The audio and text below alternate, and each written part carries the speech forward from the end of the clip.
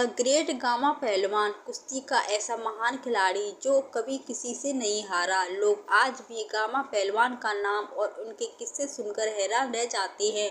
उनके मन में एक छवि सी बनने लगती है कि इतना ताकतवर कोई कैसे हो सकता है।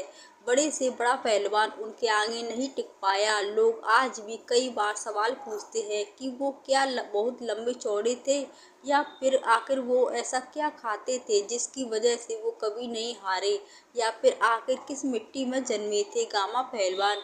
क्या आपके मन में भी आता है ये आखिरी सवाल? कुश्ती के इतिहास की बात की जाए तो गामा पहलवान का नाम सबसे पहले आता है। ये ऐसा पहलवान और आखिरी नाम है जिसके साथ जुड़ा है वो जो भी नहीं हारा। 22 मई 1878 को गामा पहलवान का जन्म मध्य प्रदेश के दतिया जिले में हुआ था। कहा जाता है कि दतिया के तत्कालीन राजा भवानी सिंह ने गामा को कुश्ती के क्षेत्र में आगे बढ़ाया। राजा उनकी पहलवानी की सुविधाओं से लेकर उनके खान पान तक हर चीज का खास ख्याल रखते थे।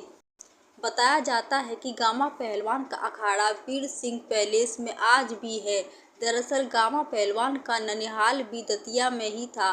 दतिया स्थित इसी अखाड़े में गामा पहलवान पहलवानी के दांव पेच सीखते थे। रुस्तम ए हिंद के नाम से मशहूर गामा पहलवान की हैरान कर देने वाली एक आदत ये भी थी कि वे दिन में 500 बैठक लगा देते थे और 1000 से ज़्यादा पशुअप कर लेते थे।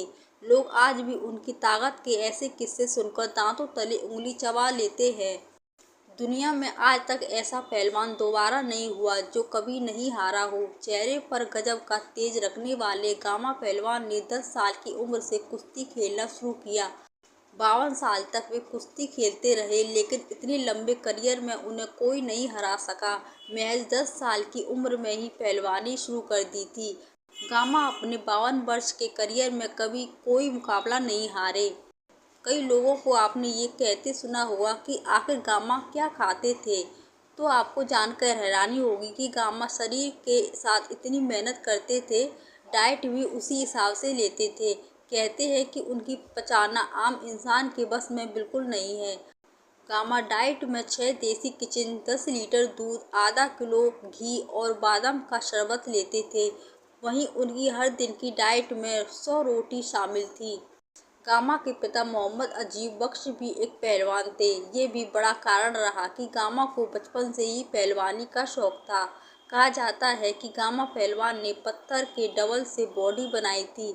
एक बार 1200 किलो का पत्थर उठाकर कुछ दूर चलने का कारनामा भी गामा पहलवान के नाम है। आज गामा पहलवान का नाम किसी लोक कथा और कहानी की तरह देश दुनिया के कोने कोने में मशहूर है। ऐसे कई किस्से और कहानियां आपको सुनाई दे जाएंगी कि गामा पहलवान ने किसे हराया, किससे प्रभावित किया। ऐसे ही एक किस्सा बताया जाता है कि ब्रूस ली का। कहा जाता है कि ब्रूस ली भी एक ऐसा नाम है जिसे पहलवानी में एक नया कल्ट पैदा कर दिया। ये कल्ट था मार्शल आर्ट। आपको जानकर हैरानी होगी कि ब्रूस ली खुद गामा पहलवान से बेहद प्रभावित थे और गामा पहलवान से ही उन्होंने बॉडी बनाना सीखी थी।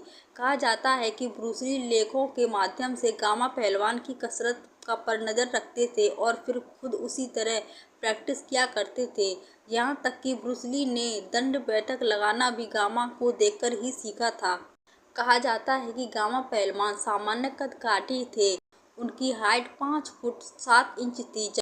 गामा पहलवान ने अपने दौर में दुनिया के किसी भी धुरंधर पहलवान को नहीं छोड़ा और वे हर पहलवान को 30 मिनट में ही छक्के छुड़ा देते थे। कहा जाता है कि अपने से बड़े और ज़्यादा भार वाले रहीम बख्श सुल्तानीवाला पहलवान को मात देने के बाद गामा पहलवान का नाम भारत ही नहीं बल्कि पूरी दुनिया में फेमस हो गया था।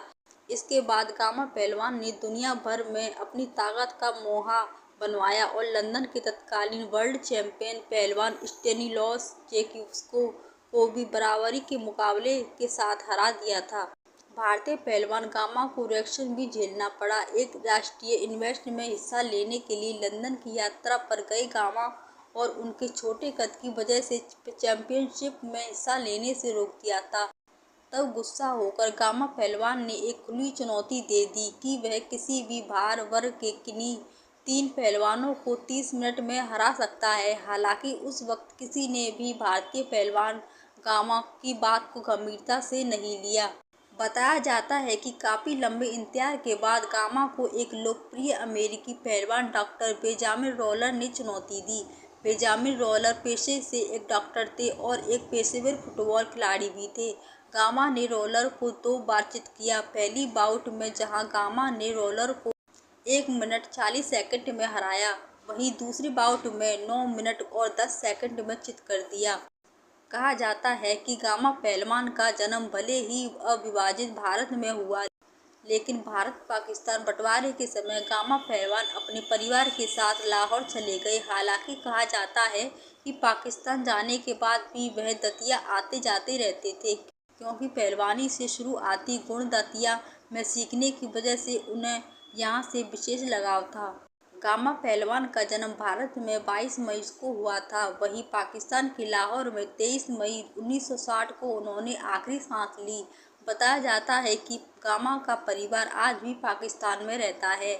पाकिस्तान के पूर्व प्रधानमंत्री नवाज शरीफ की दिवंगत पत्नी कुलसुम नवाज गामा की ही पोती थी। बस आज की वीडियो में इतना ही। हमारी इस वीडियो को लाइक कीजिए, सब्सक्राइब कीजिए। नमस्कार।